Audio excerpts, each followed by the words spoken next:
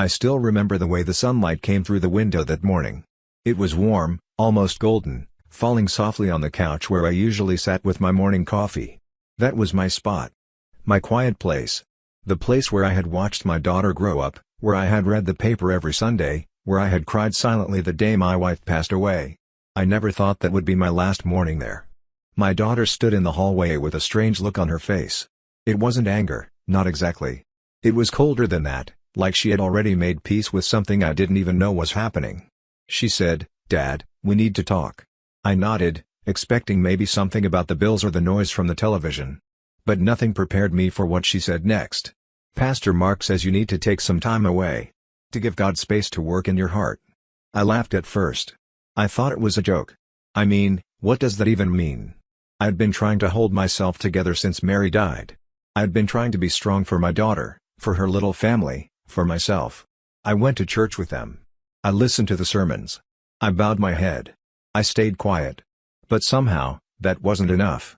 She said I was too heavy to have around, too negative. That I talked about the past too much. That I was blocking the blessings. I looked down and noticed the suitcase by the door. My suitcase. Already packed. That's when it hit me, this wasn't a conversation. This was a decision that had already been made. In that moment, everything inside me collapsed. I didn't shout.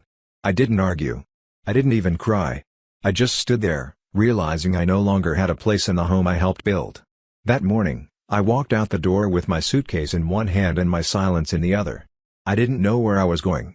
I just knew I wasn't welcome anymore. It didn't happen all at once. If it had, maybe I would have seen it coming.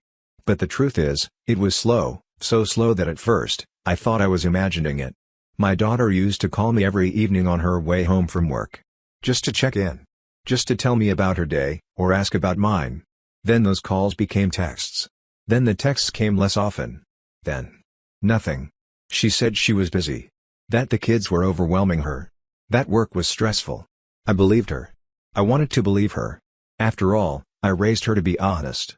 I thought we had that kind of bond. But something was different. The house felt colder when I walked in. Her eyes didn't light up when she saw me anymore. There was no more "Hi, Dad." Just a glance from across the room, or worse, no glance at all. And then came the pastor. At first, it seemed innocent. She started going to more prayer groups, more weekend retreats. She began quoting scripture at the dinner table in a way that felt rehearsed, not real. Every small difficulty turned into a spiritual test. Every disagreement became spiritual resistance. I remember one day, her youngest son tripped and scraped his knee. He cried, like any kid would. I went to pick him up, to hold him, to calm him. She stopped me and said, "Let him cry. It's part of what God is doing in him." That's when I knew something was off. That wasn't my daughter talking. That was someone else's voice coming through her mouth. It wasn't just about religion. It was about control. Influence. Power. But I kept quiet. I told myself it would pass. That maybe she was just going through a phase. I didn't want to judge her faith. I've seen faith save lives. I've seen it bring light into darkness. But what I saw in her eyes wasn't light. It was distance.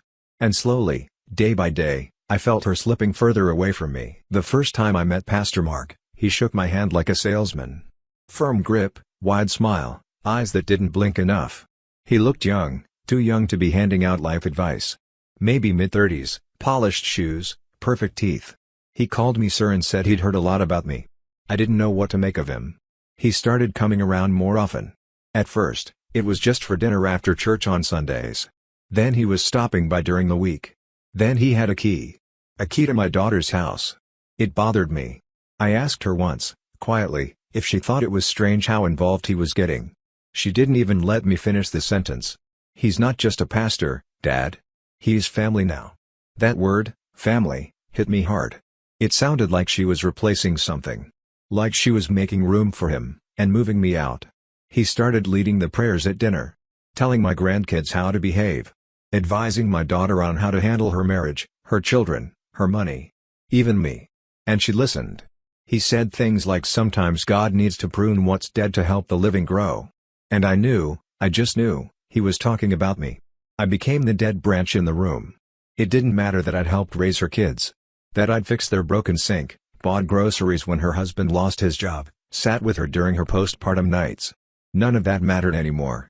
Pastor Mark would smile and say things like God is doing a new thing in this house. And my daughter would nod like it was prophecy. I wasn't just being pushed aside. I was being erased. And I couldn't compete. Not with someone who claimed to speak for God. I grew up believing that faith was something personal. Quiet. Something that lived in the way you treated others, not just in the words you said. My wife and I used to pray together before bed, not loudly, not for show, just a whispered hope that our daughter would be safe, that we'd have strength for another day. But in that house, faith had become something different. It was loud now. Performed. Every conversation turned into a verse, every doubt was a spiritual attack, and every feeling I had was labeled bitterness or rebellion. I wasn't struggling, I was resisting God's will.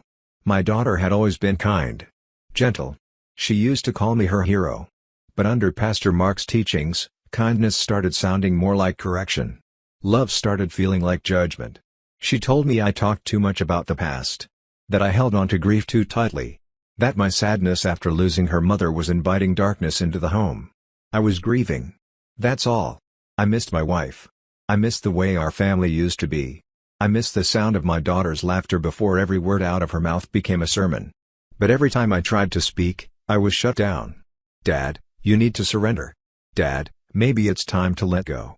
Dad, Pastor Mark says you're holding back what God wants to release. I wasn't even allowed to be sad in peace. I felt like a sinner in my own home. Not for what I had done, but for what I felt. There's a kind of loneliness that creeps in when your own child looks at you not with love, but with pity. As if you're broken. As if you're an obstacle to her new life. And I began to wonder, when did love become something that needed permission? When did being her father stop being enough? It was a Thursday evening. Dinner was already on the stove, chicken and rice, just the way my grandkids liked it. I was chopping parsley when my daughter walked into the kitchen with that same look she'd had a few times before. The kind of look you get when you've already made up your mind. She didn't sit down. She didn't smile. She just said it. Dad? I need you to step away for a while. I stood there, still holding the knife, not understanding what she meant. I asked, from dinner? She shook her head. From the house. From us. Just for a season. I laughed, not because it was funny, but because it was absurd. I thought, maybe she meant a weekend. Maybe she was overwhelmed. Maybe Pastor Mark put this idea in her head again. But then she said it clearer. You need to leave. Pastor says it's time for you to release control. God can't move when the old patterns are still in the room. The old patterns. That was me. She said I talked too much. That I made the kids anxious with my heavy energy. That she and her husband needed a space free from past trauma so they could enter into the new season. She said God had confirmed it through 3 different people. I asked her where she expected me to go. She didn't have an answer. She just said, God will provide. But you can't stay here anymore. I stood there like a ghost in my own life. Like a man who had already died, but nobody told him.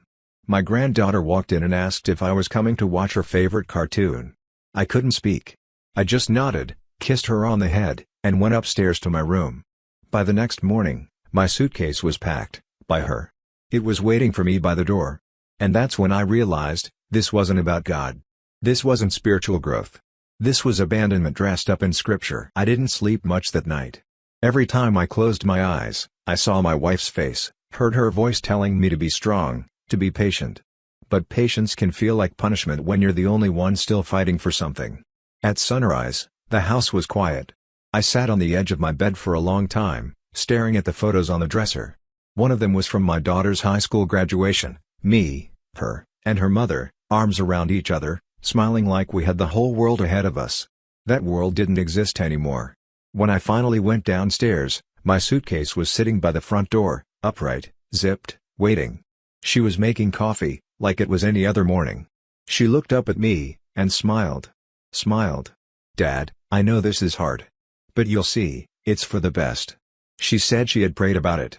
That God gave her peace. That obedience sometimes feels like cruelty when it's actually love. I didn't answer. What could I say to that? My grandson came running in, asking where I was going. She told him I was going on a trip. He asked if he could come. I almost lost it right there.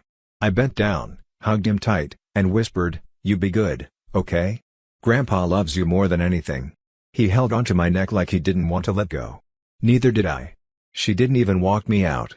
Just stood by the kitchen sink, sipping her coffee, while I picked up my bag and opened the door to a world that no longer felt like mine. There's a kind of pain that doesn't come with screaming or shouting. Just silence. Heavy, thick silence. And that's how I left. No fight. No goodbye dinner. No blessing. Just a suitcase, a forced smile, and a door that closed behind me a little too softly. I ended up in a rented room above a garage. A friend of a friend had a cousin who knew someone willing to take in an older man going through something. That's what I became, a situation, a whisper, a burden softened by polite words. The room had a twin bed, a small table, and a window that faced a wall. No TV issue. No family photos. Just silence. At first, I told myself it was temporary. That she'd call. That the kids would miss me. That maybe the pastor would realize he'd gone too far. But the phone stayed quiet. I went for long walks just to feel the sun, just to hear other people's voices in passing. No one knew my name. No one asked. And that's when the guilt started creeping in. Maybe I did talk too much about the past. Maybe I was too sad. Too heavy. Maybe I was holding them back, carrying grief like an anchor that weighed everyone down. I replayed every conversation I'd had with her, looking for the one moment I should have stayed silent. Or spoken up. Or hugged her longer. Or said I'm proud of you more often. I began to wonder if I had failed, not just as a father, but as a man. I missed my wife more than ever. I wished she was there to tell me I hadn't lost everything. But she was gone. And now, so was the last piece of her I had left, our daughter. Every night, I sat in that tiny room staring at a blank wall, hoping that maybe tomorrow, someone would remember I existed. But the world had moved on. And I was left with a silence that didn't comfort, it punished. I've always believed in God. Not because someone told me to, and not because I thought life would be easier if I did, but because I've seen too much love, too much mystery, too much mercy in this world to believe it all came from nothing. But in that little room, after everything that had happened, I started to ask questions I never dared ask before. Does God see me now? Sitting here alone, forgotten? Does he understand what it's like to be exiled in the name of faith? Because that's what it felt like, exile. And not the kind that brings clarity or spiritual awakening. The kind that breaks something in you that may never be fixed. I tried to pray. Most nights, all I could say was, why? I didn't ask for wealth. I didn't ask for reward. I just wanted my daughter back. My grandkids. My place at the table. But every time I reached for peace, that same voice echoed in my head, you were in the way. God had to move you out. It didn't feel like God. It felt like people using God to clean their conscience. Still, I tried to forgive. Because I didn't want to die with bitterness in my heart. I didn't want my last thoughts to be resentment. That's not the man my wife loved. That's not the father I tried to be. But forgiveness isn't a light switch. It's a long road paved with questions, and I'm still walking it. Some days, I believe God is using this pain for something greater. Other days, I think we give God credit for things people choose to do. And yet, even on the worst nights, when sleep doesn't come and my chest aches from the weight of being unseen, I whisper, God, if you're still watching, please hold her. Please hold my girl. People talk about heartbreak like it's something loud, something that comes with shouting, slamming doors, or tearful goodbyes. But when you're left behind by the people you love most, it doesn't always sound like that. Sometimes, it's just silence. No angry words. No accusations. Just absence. You check your phone out of habit. Scroll through photos you promised yourself you'd delete. You hear a child's laughter outside and, for a second, think it's your grandson, until you remember he's not yours to hold anymore. Nobody tells you how heavy that silence can be. How it presses down on your chest in the middle of the night. How it sits beside you at breakfast. How it follows you on walks, like a shadow with your daughter's face. And people around you, they don't know what to say. They avoid the subject. They don't want to pick sides. They say things like I'm sure she'll come around or maybe this is what God intended. They don't see that I'm not angry. I'm grieving. Grieving a family that's still alive but just out of reach. And that's a strange kind of grief. There's no funeral. No flowers. No casseroles dropped off by neighbors. Just silence. I used to dream about hearing her voice again. Now I'm scared I wouldn't recognize it. I wonder if my grandkids still ask about me. If they remember the stories I told them. If they still think about the way I tucked them in at night, whispering, you're safe. You're loved. Grandpa's right here. But now, Grandpa isn't there.